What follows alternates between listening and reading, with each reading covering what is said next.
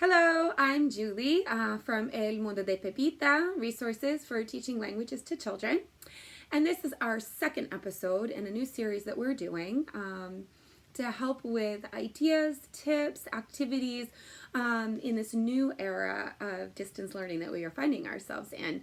How you can use our resources that perhaps you already have instead of trying to find something new, right? How can we take the resources that we have and modify them for distance learning? And certainly this also gives you an opportunity if you don't have something to say, oh wow, that would be great, I can absolutely incorporate that into my online teaching. Our first episode featured our play food with 3 activities for how you can use our printable play food in an online remote setting. So you can look for that on our YouTube channel. And in this episode, I am going to share with you how you can use our Pepita country series of theme packs in a distance learning setting. So, you may be familiar with these theme packs. We have quite a number of countries so far, but I will say that this is a growing series. You can see the countries that we have in the comment section of this video, and as I said, it is a growing series. I'm continuing to work on eventually having all of the countries that speak Spanish represented. Let me share with you what is included and how we can use that in our distance learning. So in each of the theme packs is included a mini book, and it features Pepita, our rabbit, going to that particular country. Pepita va a Uruguay in this example. And the idea being that the mini book introduces some really simple cultural aspects of the country that are meaningful, that are relevant, that are tangible for little children. And the secondary purpose is allowing you to do much, if not all, of this introduction in the target language. So you can see, normally I have the map, so you can see where she's going, the flag, there's always a food, some other aspect of the country, an animal, and usually a geographical location or monument, something that's significant to the country. If you are doing a live platform like Zoom, this is a great opportunity for you to read the book aloud to your students while they are listening to you. It gives you a great platform for sharing the mini book. In the theme pack is also included a map, actually 2 maps, one in color and one in black and white. Typically, they are geared for printing at 11 by 17. If you already have them printed, that's fantastic. If you don't and you don't have access to printing large in a larger size like that, for example, you could normally do that at Staples, but of course right now we're in a situation where we want to be staying at home, not going out and about. They will print on an 8.5 by 11 so that you can still have the map, obviously in a smaller format, but at least you still have it, which is what I've done. I've put it into a sleeve protector. I don't laminate, and I don't have a laminator at home, but the plastic sleeves work really well, and also they're reusable, which I really love, so I can take one map out and put another one in, or any other visual that I'm using without having to use extra plastic. So the map is geared toward reinforcing the different aspects of culture that Pepita sees as she is traveling around the featured country. So this is a great opportunity for you to, just like if you were live, and if you are doing a Zoom live lesson, perfect. If you're doing a recording, this works just as well, because you are talking about and providing comprehensible input to your students about the country. So, for example, here we have Pepita en el avión. Okay, Pepita va a Uruguay y ve la bandera. Right, so you're narrating what she sees by using the map and the visuals. Okay, Pepita va a la bandera Y la bandera es de los colores azul, blanco y amarillo. Hay un sol aquí. Bueno, esta es la bandera. And you can see I am just using painter's tape, blue painter's tape, which I happen to have at home, and just rolled it, really old school, old fashioned, to make it double-sided so I can stick it here. También Pepita ve un chivito, es un sándwich típico de Uruguay. Los ingredientes son los huevos duros, queso. You could go on and talk about the different ingredients before you stick that on.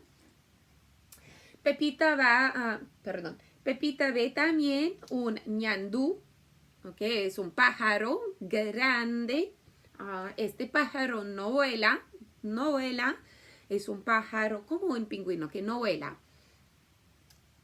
Right? So you're narrating, you're giving information about each of these as you put it up here.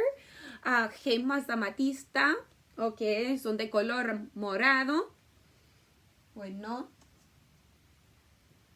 Okay, so, and again, you may notice that I'm just sticking them to the map in a variety of locations, right? Okay, and the last one, la mano de Punta del Este, okay, en la playa. Okay, and you can, depending on the level of your students and how much language they already know, you can expand upon what you're saying, or you can shrink that down, right? Make it simpler or more language rich, depending on the level of your students, right? From that point, you have the opportunity, if you're doing a live Zoom, for example, lesson, you can ask in real time questions about each of these. Okay, so you could say de qué color es la bandera de Uruguay and have your students answer, right? If it is a recording, you could have your students answer by in writing. You could tell them by number. Okay, esta es la pregunta número 1. Okay, de qué color es la bandera de Uruguay, right? And then they would write their answer. Okay, or they could even record their answers, okay, that could then be shared with you. So you're able to do some interacting with this map, okay. You could even, although they may never have tried a chivito before, you could ask a question like, ¿te gustan los sándwiches? Do you like sandwiches? Just something to engage them in interaction with the content. So that's one way that you can, a couple of different ways that you can use the map interactively, whether in recording or in a live broadcast. Along with the map and the mini book, each theme pack also comes with a printable for students to color the flag. And I'm going to share with you an idea for how you can separate this and some other activities from the theme pack so that you can share it with your students via email. The PDF that you download from our shop, what you can do is you can make a copy. This is the most important step. You have to make the copy or else you're going to lose the whole file. You want to make a copy, and then you're going to go up to the top in preview, and you're going to click on the button that allows you to see the thumbnails, okay? And you'll see the thumbnails in the file along the side, and what you're going to do is you're actually going to delete every page except for the flag. Okay, this is why making the copy is so important, because if you delete all the pages and on your original copy, then they're all gone. Okay, so then you are left with just the flag page. You can save that, and then that can be sent as an email to your students so that they can print it out at home and color. Now, since it doesn't come with the coloring instructions on the page itself, originally these were designed to be doing in class together.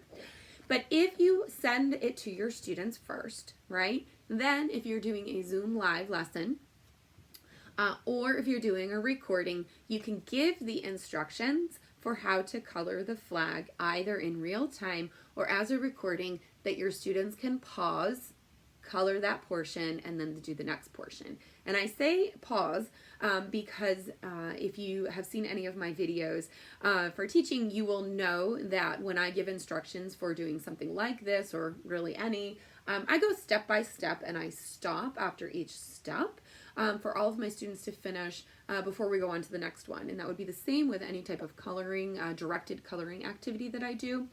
So for example, I would say if we were going to be doing this flag together, I would give them the instructions, and then I would stop and let them do that portion. So for example, with the sun, which is yellow, right, I would say, ok, clase, nosotros vamos a colorear el sol de color amarillo.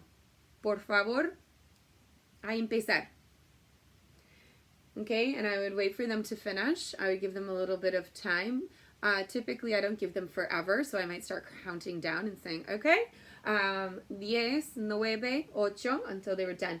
Then I would go to the next part. Okay, esta raya es de color blanco, no vamos a colorearla. Pero esta raya, la raya número 2, es de color azul. Vamos a colorearla de azul. We would color that one. And so on and so forth until we were finished with the flag. So you can see where, if it's a recording, how the pausing would be important, right? And you would have to instruct your students to do that. This is one of the things that I've certainly learned with distance learning is that you want to instruct them to pause as necessary because they might not think of that on their own. The last thing that I want to share with you in terms of our theme packs, every theme pack also comes with an activity that students can do that normally would be done in the classroom. Some of them are crafts, like making the national flower. Pepita, Colombia, has actually a three-dimensional orquídea that they can make. Some have color by numbers. There's a lot of different activities that are included dependent on the country. Again, so in Uruguay, este es un tero. Este es el pájaro nacional, el ave nacional. It is a color by number. And again, you could do any of the color by numbers exactly how I just did the flag, by going one at a time. Okay. Again, you would modify the PDF, and if you were intent upon doing both of these, for example, from this theme pack, when you had made the copy of the PDF and you were deleting those pages, you could keep both of these, so you could send them as one file, right?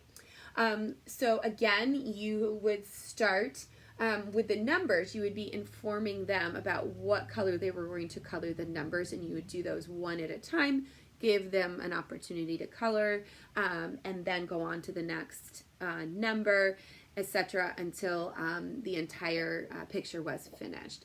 And you could certainly also give them some background information about what the activity page is about. In the theme pack, one of the things that I do include also are links to some of the cultural components that are included in the mini book, which you could, of course, share with your students as well. So, I hope that these ideas have been helpful. There are a number of ones, I think, to allow you, you can see that this could potentially give you multiple lessons over the course of time, which is what the theme pack is intended to do within the classroom, and certainly can be done as a remote learning set of lessons as well. So I wish you all the best and good luck. I hope this has been helpful, and please stay tuned for our next in this series. Ciao!